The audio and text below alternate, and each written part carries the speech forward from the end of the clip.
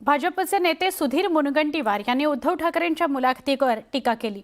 ही मुलाखत नैसर्गिक मुलाखत नसून ठरवलेली मुलाखत आहे, मॅच फिक्सिंगची मुलाखत आहे अशी टीका त्यांनी केली आहे। विचारणारेही तेच, उत्तर देणारेही तेच, वकीलही तेच, न्यायमूर्तीही तेच अशा शब्दात त्यांनी मुलाखतीची खिल्ली उडवली।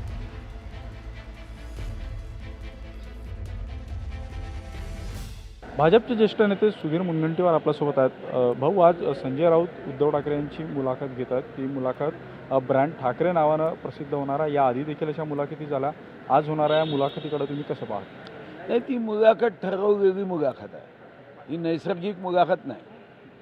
ती मुलाखत मॅच फिक्सिंगची मुलाखत आहे। विचारणारे तेच आहे, उत्तर देणारे तेच आहे, म्हणजे वकीलही तेच आहे आणि न्यायमूर्तीही तेच आहे।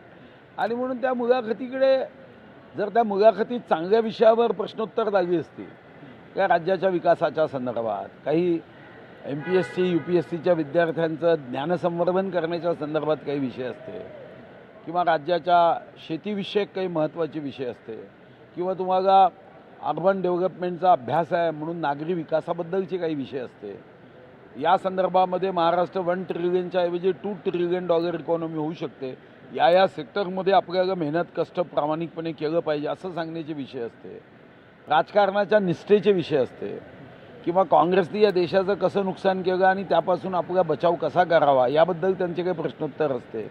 तर मला वाटतं की लोकांनी बघितलं असते, इथं फक्त रेडा डायनोसॉर राग काढणे, जो मनात पराभवाचा साचलेला राग आहे तो काढण्याचा जो काही प्रयत्न आहे लोकांना हे आवडत नाही। व्हिडिओ जर्नलिस्ट प्रशांत मेहता, उदय तिमांडे, न्यूज 18 लोकमत, नागपूर।